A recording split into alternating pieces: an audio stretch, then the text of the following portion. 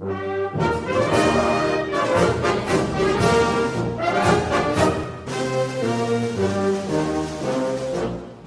somos da pátria guarda, fiéis soldados, por ela amados. Nas cores de nossa farda, que brilha a glória, cuja vitória em nosso valor se encerra toda a esperança que um povo alcança. Quando altiva fora a guerra, que brilha a glória, cuja vitória a paz queremos com fervor. A guerra só nos causa dor, porém se a pátria amada por um dia ultrajada, lutaremos sem temor. A paz queremos com fervor. A guerra só nos causa dor, porém se a pátria amada por um dia ultrajada, lutaremos sem temor. Como é sublime saber amar, com a alma adorar, até onde se nasce amor febril pelo Brasil do coração. Nosso que faz, e quando a nação querida frente ao inimigo correr perigo, se dermos por ela vida e brilha a glória, cuja vitória assim ao Brasil faremos oferta em qualquer por filial, e a de pátria salvaremos, e brilha a glória, cuja vitória a paz queremos com fervor. A guerra só nos causa dor, porém se a pátria amada por um dia ultrajada, lutaremos sem temor. A paz queremos com fervor. A guerra só nos causa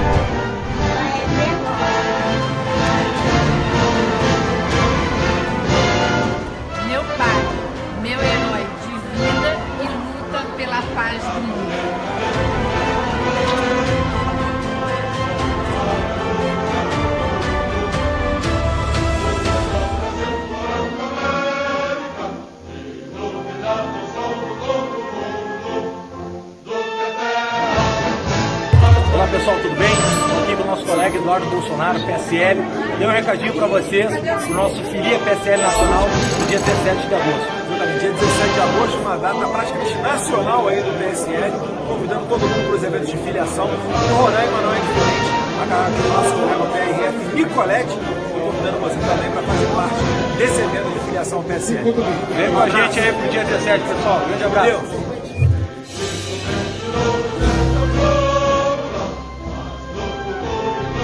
Surgimos dos anseios da sociedade, onde a sociedade clamava por mudança. Já fizemos muito em pouco mais de 6 meses, mas precisamos de você para que possamos continuar as mudanças e melhorar o nosso país, o nosso estado, a nossa cidade e os nossos lares. A mudança começa em cada um de nós. Porém, na política, precisamos escolher um partido que represente os valores que defendemos. Valores da honestidade, da ética, da moral, da família, da segurança. E para isso, precisamos de você. Muito já foi feito. O nosso presidente Bolsonaro e o deputado federal General Girão, juntos, fizeram muito pelo nosso estado. Para continuarmos avançando, precisamos de você para mudar essa nação que tanto amamos. Junte-se a nós. Felice! Vem pro PSL! Vem!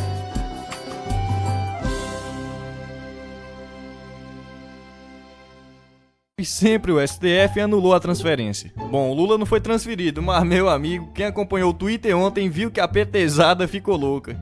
Começar pelo Jean Willis, que envolveu até o Sérgio Moro. Será se o cara tava alucinado? O cara rouba e a culpa é do Moro. Rapaz, o diabo é moleque.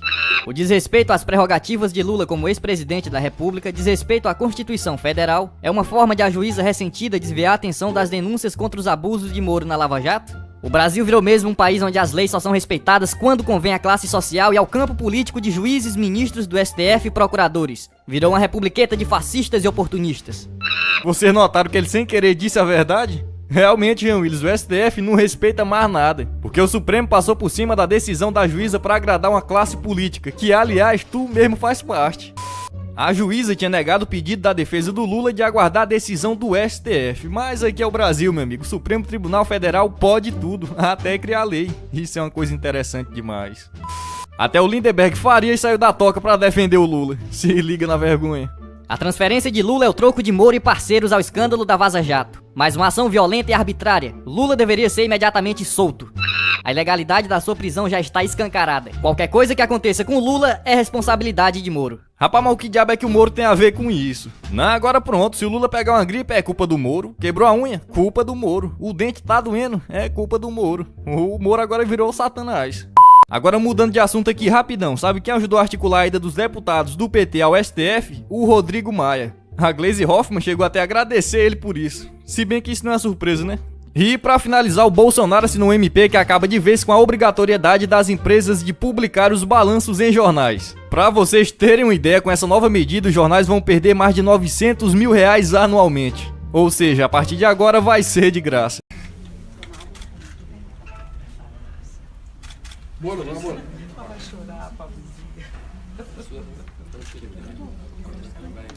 Lula livre? Não! Deus me livre! Das sacadas que eu tomei, que eu pudesse tirar de vida, eu vou estava mais estraçalhado do que o corpo de Jesus Cristo e portanto. Então o que estão fazendo esses 9 vagabundos? Olha aqui, de hoje eu faço um juramento para vocês. Eu nunca mais vou respeitar nem acatar nenhuma decisão desse puteiro chamado STF. Que isso aí é escritório de advocacia do PT. E não vem dizer que eu tenho que chamar os caras de excelência. Excelência o caralho, vocês só são excelentes na malandragem, na mentira, na sacanagem. Vocês não são nada, vocês são uns bosta. Então, para mim, perante a minha consciência moral, vocês não têm mais autoridade nenhuma para sentenciar sobre nada. E se vocês ainda quiserem me mandar na cadeia, eu digo, ó, na cadeia eu estarei em melhor companhia do que perto de vocês. Como é que a gente pode discutir isso aí educadamente? Mas não é questão de educação, é questão de imediatamente. Quem pode destituir os juízes do Supremo Tribunal Federal? Só o Senado. O Senado está tudo comprado. Então você vê que o desrespeito flagrante às leis se tornou também estrutural no Brasil. O PT criou o seu... Eu disse, com 20 anos de antecedência, eu disse isso. Este era o plano do PT. Se sobrepor ao sistema, se sobrepor à Constituição, às leis, às instituições todas e remanejar o país como bem entendesse, por meios sempre ilícitos, sempre ilegais, sempre conspiratórios, sempre agindo como bandidos na calada da noite, como esses 9 bandidos do STF. Né? Então, eles têm feito isso e todo mundo recua para fingir que as instituições estão bem. O nome do senhor, porque o Salim Chaim e o Fernando Chaim confirmam que José Carlos Mulay disse que Luiz Inácio Lula da Silva interveio na contratação da Chaim pela Petrobras. Está descrito na peça do Ministério Público. Doutor, se o senhor soubesse quanta gente usa o meu nome em vão, de vez em quando eu fico pensando para as pessoas lerem a Bíblia, para não usar tanto o meu nome em vão. Mas a Bíblia, claro, não faz menção a Lula. Em Êxodo capítulo 20, versículo 7, a menção é a Deus. Não tomarás o nome do Senhor teu Deus em vão, porque o Senhor não terá por inocente o que tomar o seu nome em vão. Enquanto petistas presos, os parceiros de Lula, José Dirceu, Renato Duque, João Vacari Neto, Antônio Palocci, parecem ter ignorado outro mandamento, o não furtarás, Lula aparentemente quer ser amado sobre todas as coisas, isto é, acima de todas as coisas, pelo que restou da sua base eleitoral. Sobre a verdade, sobre a ética, sobre a moral, sobre a lei. As gravações obtidas pelo Jornal da Record revelam pela primeira vez o impacto que as transferências dos chefes para presídios federais causou na comunicação interna da quadrilha. Nós tirando a liderança, vai dar uma balançada. Vai dar uma balançada por quê? Porque outros vão ter que assumir o lugar daqueles que saíram. Mas só que também tem um ponto de interrogação. Quem vai assumir o lugar daqueles que saiu não tem a autonomia do que saiu tem. Em uma das conversas, Elias fala sobre política. Reclama das ações duras do atual governo e diz que em gestões anteriores o diálogo era mais fácil. Os caras começaram o mandato agora, irmão. Agora que eles começaram o mandato. Já mexendo diretamente com a cúpula, irmão. Que tem na linha de frente. Então, se os caras já começaram mexendo em quem está na linha de frente, os caras já entrou falando o quê? Com nós já não tem diálogo não, mano. Se você estava tendo um diálogo com outros que estavam na frente, com nós já não vai ter diálogo não. E que esse Moro aí, mano, esse cara aí é um mesmo, mano. Ele veio para atrasar. Ele já começou a atrasar a participação do PT. Então você vê que o PT com nós tinha um diálogo. O PT tinha um diálogo com nós cabuloso, mano. O Partido dos Trabalhadores afirmou que a declaração do preso mostrado na reportagem é falsa. Segundo o partido, a Polícia Federal está subordinada ao ministro Sérgio Moro, que deve explicações à Justiça e ao Brasil. Vou entrar nos grandes grupos de comunicação, especialmente a TV Globo. E qual é o papel desses grupos em todo esse caminho? Por exemplo, da TV Globo foi muito ruim para ela, porque desde 2013 ela não foi capaz de entender que enquanto ela buscava aplausos de grupos de esquerda pagos com dinheiro público desviado para destruí-la, uma parcela crescente da população brasileira passava a ver a TV Globo como mais uma ferramenta de perpetuação da miséria e da ignorância intelectuais e políticas no Brasil, porque é assim que ela ganha dinheiro. E ela se colocou, por decisões editoriais equivocadas, por atitudes de alguns dos seus executivos, numa situação que hoje, na verdade, a gente tem que olhar de dois ângulos. O ângulo esse que você mencionou, da grande guerra cultural brasileira, qual é o papel dos grandes grupos de comunicação nele. Foi destruído nessa onda disruptiva, perdeu a credibilidade. O outro é exclusivamente para um mestrado de business. Como é que um grupo privado, lucrativo, bem organizado, que vive da imagem, consegue se colocar numa imagem tão negativa? É um case study extraordinário. Então, ainda que eu concordo contigo, acho que no jornalismo essa morte é mais súbita, dessa credibilidade. Mas, para você... Quando quebra esse cristal... Acabou. É muito difícil reparar. E você acha que no Brasil... Quebrou. Quebrou? Quebrou. Eu acho que quebrou. Eu acho muito ruim para o sistema político brasileiro e para a crise na qual nós estamos vivendo. E a gente nota que os países que estão com uma questão mais aguda de credibilidade da imprensa são os que têm mais problemas no sistema político. Todos eles. Os que melhor resistiram a isso são aqueles de sempre, né? Norte da Europa, Alemanha, mas a gente pega uma Espanha, ou mesmo uma Itália, na qual a relação público e os seus, digamos, guardiães da veracidade objetiva dos fatos, vem do inglês gatekeeper, continua razoavelmente saudável. No Brasil ela se quebrou de forma muito, muito acentuada. Isso não é bom. Eu acho importantíssimo numa democracia representativa que os grandes grupos de comunicação tenham suas opiniões e as defendam. É muito ruim quando o público considera que qualquer coisa que lhe é servido está servindo, na verdade, a um interesse escuso. A maior parte vinculada a organismos estrangeiros estejam atuando na parte brasileira da floresta. Nosso destino é São Gabriel da Cachoeira, a última referência urbana da região conhecida como Cabeça do Cachorro, no noroeste do estado do Amazonas. A cidade, que fica 1.000 quilômetros ao norte de Manaus, é servida apenas por 4 voos semanais. Veja que coisa curiosa. Dos 20 passageiros que viajavam junto com a nossa equipe, 10 eram estrangeiros, todos canadenses. Why did you come here? Just to tour. Eu vim aqui para passear, desconversa este rapaz. A amiga dele tem outra versão. Volunteering, helping out. Segundo ela, veio para nos dar ajuda humanitária, para trabalhar naquilo que for Whatever's preciso. needed.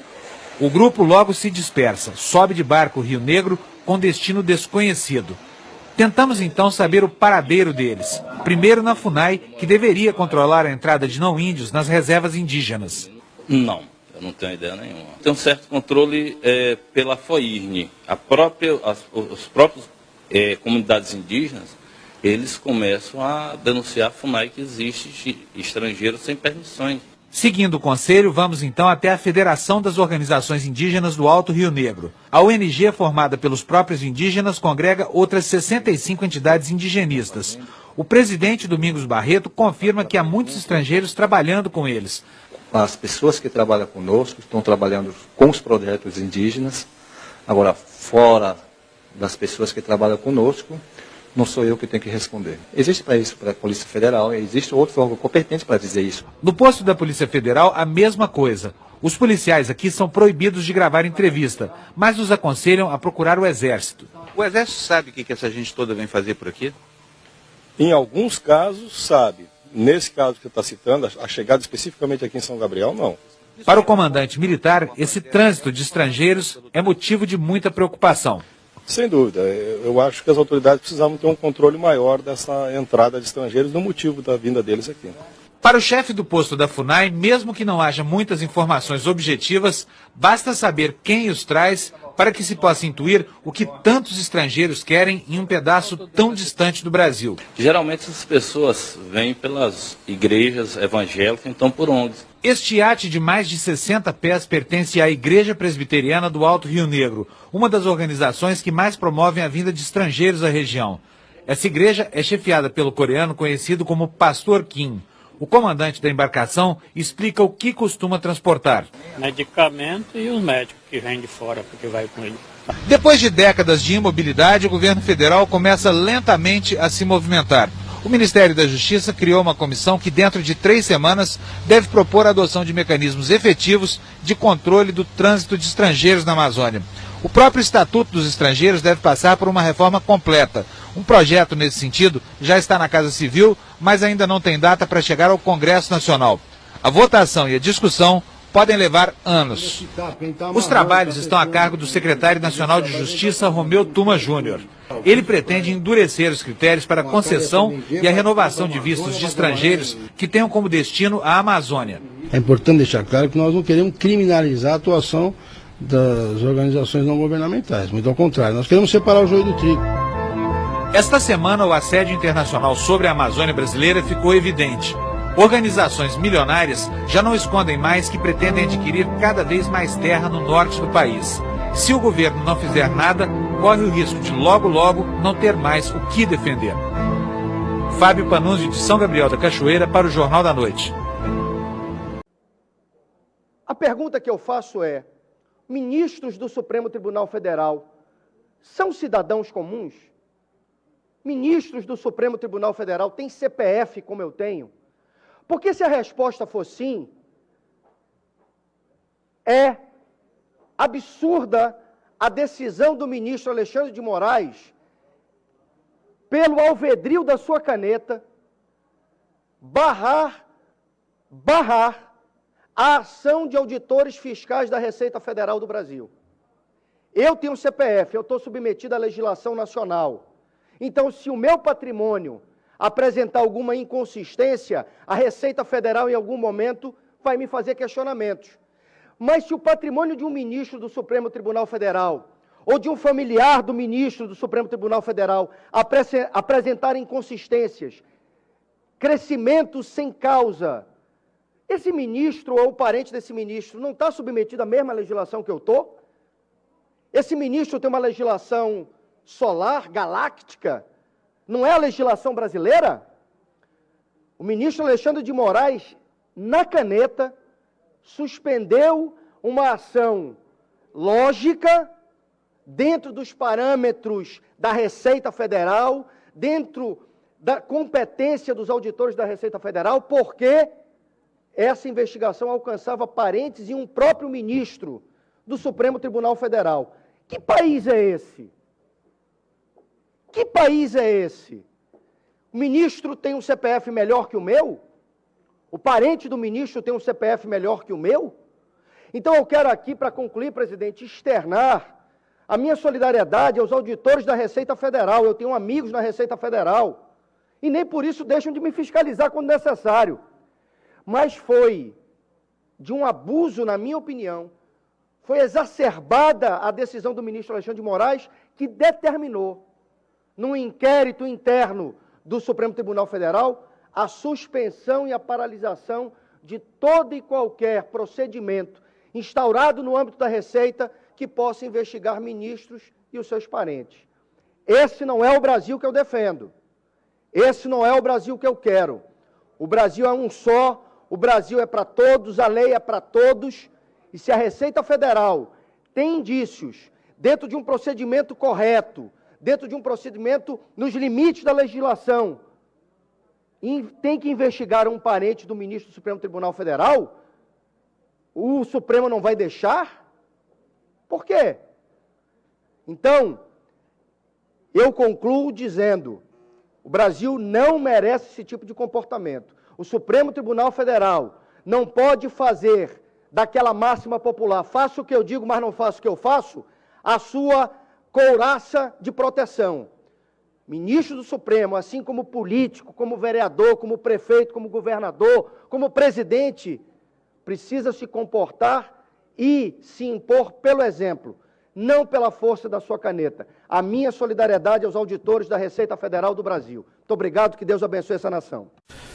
Como é sabido, nessa casa, acabamos de protocolar, por volta das 14 horas, o requerimento da CPI das Cortes Superiores, desta feita subscrito por 29 senadores da República, com 13 fatos determinados lá elencados e que demandam, que exigem apuração. A hora agora é de apurar se aqui no Senado da República nós temos coragem e independência suficiente para fazer a mudança que é necessária também nas mais altas cortes do Poder Judiciário. É notório, salta aos olhos, que a cúpula do Poder Judiciário apresenta sérios problemas. Um judiciário transparente e eficaz é pedra basilar de uma democracia sadia, mas um judiciário opaco, lento e seletivo é, pelo contrário, um prenúncio de ditadura. A ditadura dos poderosos, a ditadura daqueles que têm o maior poder econômico e, por conta disso, conseguem melhores condições de atuar naquela seara. Dezenas de fatos envolvendo ministros da Suprema Corte foram apresentados nesta casa ao longo dos últimos anos, utilizando a única ferramenta que é disponível ao cidadão comum, que é o pedido de impeachment. Todos esses, senador Lazier, todos eles foram sepultados em gavetas em atos de império dos presidentes dessa casa, sem que nenhum deles tivesse concedido ao plenário a possibilidade de apurar os fatos, porque ninguém está fazendo, repito novamente, condenação antecipada de quem quer que seja. Os 29 senadores que subscreveram esse pedido, 29, representam diretamente 53 milhões de eleitores. Diretamente. São parlamentares de 11 partidos diferentes, mais o senador Regufe, que está sem partido. Parlamentares de 19 estados diferentes da federação. Essa pauta não é minha, essa pauta é do Brasil. Absolutamente todos os requisitos legais estão atendidos no requerimento da CPI. O requerimento foi construído por muitas mãos, contando com colaboração dos colegas da casa e colaboração da sociedade civil. A dificuldade que nós vamos enfrentar não é uma dificuldade técnica. Essa barreira está certamente superada. A dificuldade que enfrentamos é política. Essa é a barreira que precisamos enfrentar. E aí eu busco uma adaptação de uma frase de um pensador antigo da Inglaterra e digo com toda tranquilidade que hoje a tal governabilidade é o último refúgio dos canalhas. Sob pretexto de governabilidade já se fez barbaridades nesse Brasil. Partidos foram destruídos, biografias foram arruinadas, sob justificativa de que era preciso garantir governabilidade. Nada disso se sustenta. São justificativas cínicas para se fazer aquilo que se sempre fez no Brasil: manter os poderosos de sempre imunes à ação da justiça, imunes à transparência que o cidadão brasileiro tanto demanda. Eles partem para uma sistemática de ameaça, de confronto, e de claramente dizer que uma CPI pode travar o Brasil. Meus senhores, minhas senhoras, o que trava o Brasil, praticamente desde o seu nascedouro, a âncora que nos prende, é essa casta de privilégios, é a corrupção enraizada nas instituições, é o absoluto estado de compadrio em que vivemos.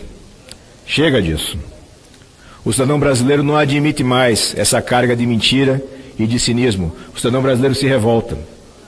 E muitas vezes, por falta de uma orientação, essa revolta é canalizada para destinos errados. Cabe a nós aqui no Senado canalizar essa revolta justa, verdadeira da sociedade para as vias adequadas, previstas na legislação. O legislador constituinte foi sábio ao prever para o Senado a capacidade de fazer essa interferência, mesmo diante da mais alta corte do nosso país. Porque não é possível mais deixar assim abandonado o desejo do brasileiro por uma justiça verdadeiramente transparente. Se o sistema, na sua mobilização, impede que a gente utilize os canais previstos na legislação, é claro que o cidadão vai continuar revoltado e a gente não sabe para onde essa revolta vai se destinar. É indispensável que o presidente Davi Alcolumbre cumpra a sua missão para a qual ele se dispôs, para a qual ele se candidatou, recebendo o meu voto, inclusive, de fazer a diferença nessa casa. Ninguém aqui veio para fazer a mesma coisa que estava sendo feito. Existe sim hoje uma janela para que a gente faça a mudança e é preciso lutar. Mas eu quero comunicar, claramente falando com vocês que são colegas, os servidores da casa e as pessoas que nos ouvem. Eu tenho duas certezas. Primeiro, que a história vai registrar a postura de cada senador, de cada senadora. A forma como se posicionam nessa situação vai ficar registrada na história, porque há muito tempo não tínhamos uma chance de fazer uma mudança tão importante. E quero comunicar um desejo: que as urnas mais adiante cobrem essa fatura, porque aqueles que se elegeram prometendo coragem e renovação e que no primeiro momento entregam para a sociedade covardia e traição têm que pagar esse preço. Eu não tenho a menor dúvida que o cidadão está acompanhando. Nós vamos em frente, vamos à luta. O Brasil merece uma mudança de verdade e eu tenho certeza que aqui, nesse Senado, temos condições de fazer essa entrega. Muito obrigado, senhor presidente.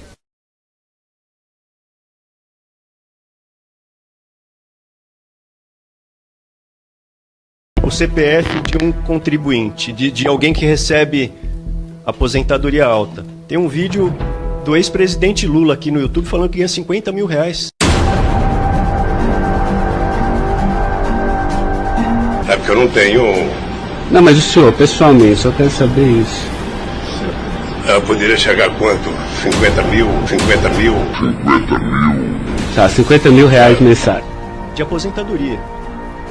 50 mil são 50 vezes o que ganha um salário mínimo. Então é um privilégio.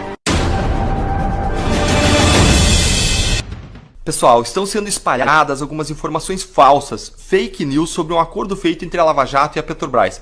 Dispensou com essa fundação do Deltan Dallagnol foi criar um fundo eleitoral. Era para isso. Imagina o poder. Quantos blogs teriam? Quanta coisa teria à disposição? Veja a injustiça, a ousadia desse tipo de gente. Desqualificada. Não sabem o que é processo civilizatório. Não sabem o que é processo. E sabe-se lá o que podem estar fazendo com esse dinheiro. Em primeiro lugar, esse acordo entre a Lava Jato e a Petrobras não lesa a Petrobras. A Petrobras foi punida lá nos Estados Unidos em razão de ter existido dentro dela um grande esquema de corrupção, em razão dela ter ações na Bolsa de Nova York. O que o acordo entre a Lava Jato e a Petrobras está fazendo é fazer com que 80% do dinheiro dessa punição fique no Brasil e seja revertido em favor das pessoas que mais foram lesadas por esse esquema de corrupção, que são os integrantes da sociedade brasileira. Ou seja, a Petrobras não está desembolsando nada mais daquilo que ela já teria que desembolsar, só que em vez do dinheiro ir para os Estados Unidos, a maior parte desse dinheiro vai ficar no Brasil e vai reverter para todos nós. Em segundo lugar, esse dinheiro não vai para o Ministério Público ou para a Lava Jato, nem vai ser administrado pelo Ministério Público ou pela Lava Jato. Eu não sei de onde que algumas pessoas tiraram isso. O que se pensou com essa fundação do Deltan Dallagnol foi criar um fundo eleitoral. Era para isso. Imagina o poder. Quantos blogs teriam? Quanta coisa teria à disposição? Isso não está em nenhum lugar no acordo que está disponível online. Você pode entrar lá e pode conferir. E sabe-se lá o que podem estar fazendo com esse dinheiro. E para onde que vai todo esse dinheiro? Esse dinheiro tem dois destinos. A primeira parte vai ser para indenizar acionistas minoritários da Petrobras que foram lesados por esse grande esquema de corrupção. E o segundo destino é o investimento em saúde, educação, segurança e outros direitos lesados pela corrupção e ainda investidos para prevenir novos casos de corrupção, para evitar que a corrupção aconteça, investindo-se em controle social, em cidadania e assim por diante. E por que esse dinheiro todo não vai para a União Federal? Por duas razões muito simples. Esse acordo ele objetiva indenizar um dano moral coletivo sofrido pela sociedade, não sofrido pela União. E em segundo lugar, uma outra razão técnica é o fato de que se o dinheiro saísse da Petrobras e fosse para a União, seria como tirar de um bolso e colocar no outro, porque a União é a sócia majoritária da Petrobras. E nesse caso, os Estados Unidos poderiam não permitir que o dinheiro ficasse no Brasil. E por que esse dinheiro vai ser administrado por uma fundação? Por que Ministério Público e Justiça não vão destinar diretamente esse dinheiro para várias entidades? A ideia de criar essa fundação foi para que existisse uma gestão profissional desse dinheiro. Quando a gente destina valores pequenos, a gente pode até estabelecer que o réu vá e destine numa transação penal dinheiro para um asilo, para uma entidade assistencial. Agora a gente está falando aqui de destinar para a sociedade mais de R$1 bilhão. E a questão aqui é que nós não temos condições de controlar, fiscalizar, administrar esses recursos. Então nós aproveitamos a melhor experiência nacional e internacional que recomenda a criação de fundos patrimoniais e de fundações. E é isso que está se fazendo nesse caso. Está se criando uma fundação. Algumas pessoas criticaram o fato de ser uma fundação privada, mas essa foi uma crítica maldosa, maliciosa, querendo dizer que essa fundação vai existir para fins particulares. Basta olhar o Código Civil para ver que isso não é verdade. Qualquer fundação existe sempre para interesse público. Toda fundação serve sempre interesse coletivo, interesse social. Justamente por isso que as fundações são fiscalizadas sempre pelo Ministério Público em tudo que elas fazem, em tudo que elas gastam. Mas mais ainda, essa fundação ela é revestida de todos os controles, fiscalizações e auditorias possíveis. A gente seguiu a maior experiência nacional e internacional de governança para que essa fundação aplique os recursos e os recursos cheguem na sociedade.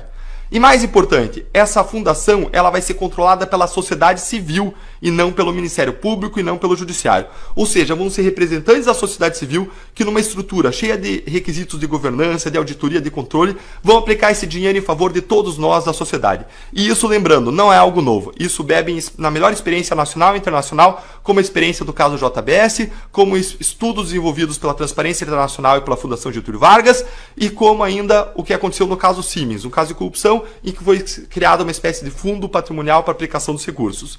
É isso, peço a ajuda de vocês para espalhar esse vídeo para que seja esclarecido o que está acontecendo em relação a essa fundação. O nosso compromisso é seguir servindo todos vocês para dar o nosso melhor, para alcançar resultados inéditos em favor da sociedade, aplicando as melhores estruturas, as melhores ideias, os melhores mecanismos para que a gente possa reduzir. Olá, amigos.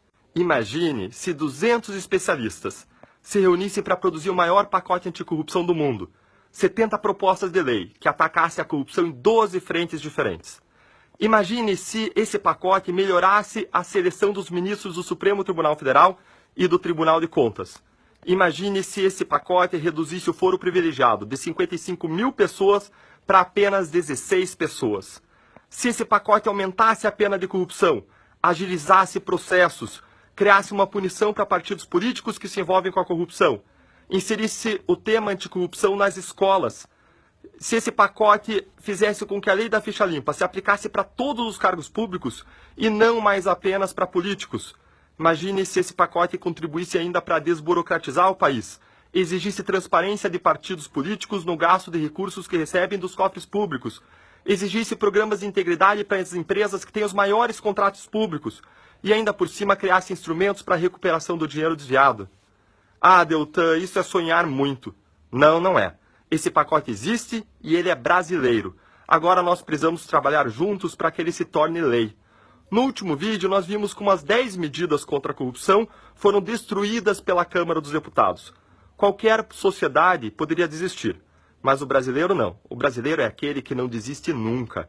Agora, como que a gente pode fazer para esse pacote novo, que é chamado de novas medidas contra a corrupção, sejam aprovadas em vez de ter o mesmo destino das 10 medidas, que foi uma gaveta sombria do Congresso Nacional?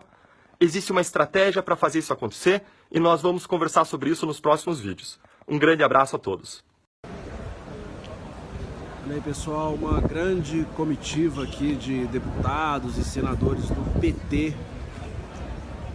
Dezenas de pessoas chegando agora ao Supremo para tentar uma conversa com o ministro Dias Toffoli, talvez com o ministro Gilmar Mendes, que foi para quem a defesa pediu a liberdade imediata do ex-presidente, questionando aí a transferência dele para o presídio de Tremembé, em São Paulo. Estamos vendo aqui o ex-presidente do PT, Rui Falcão, Zeca Dirceu, muitos outros parlamentares aqui, Maria do Rosário, parlamentares do PDT também, de vários partidos de oposição.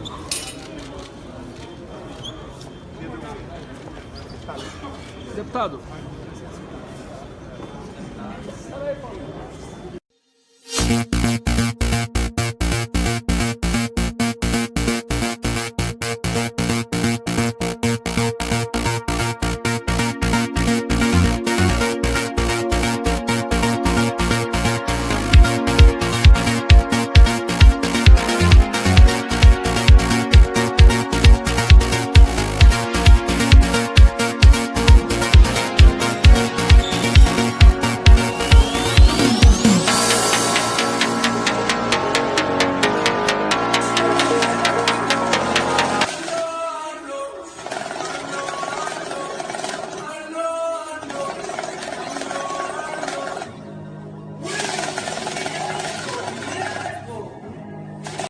Você não acredita na sua Suprema Corte? Não, não acredito. Vai, Carmen Lúcia! Deixa o samba morrer, talvez o samba acabar. O morro foi feito de samba pra gente sambar. Não deixa o samba morrer, não deixa o samba acabar. O morro foi feito de samba pra gente. Tô desempregado,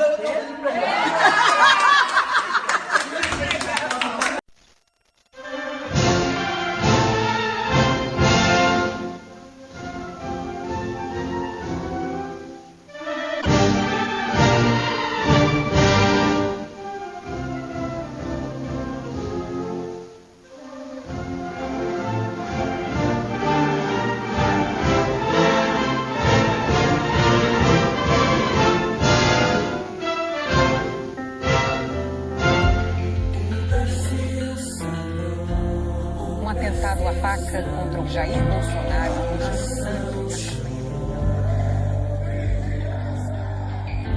Sangue veio, a lâmina rasgou a Constituição e o Brasil parou. Mas verás também que a verdade vem. Quem conhecereis a verdade e a verdade vos libertará. Para libertar da corrupção que saqueou nossa nação. Pois não desistimos jamais. O Brasil é capaz de reescrever sua história. Pegue a bandeira pra enxugar as lágrimas e vai. Brasil, que a hora é agora.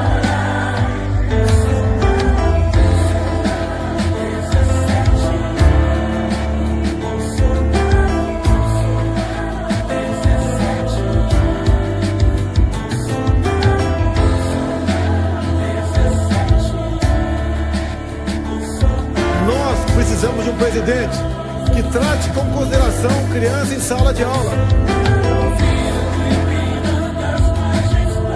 Um presidente que não divida pais e filhos.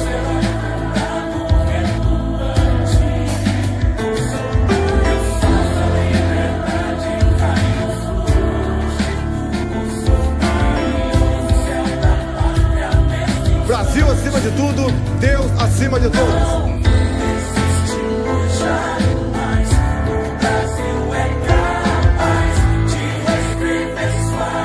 Precisamos de um presidente que acima de tudo tem a palavra.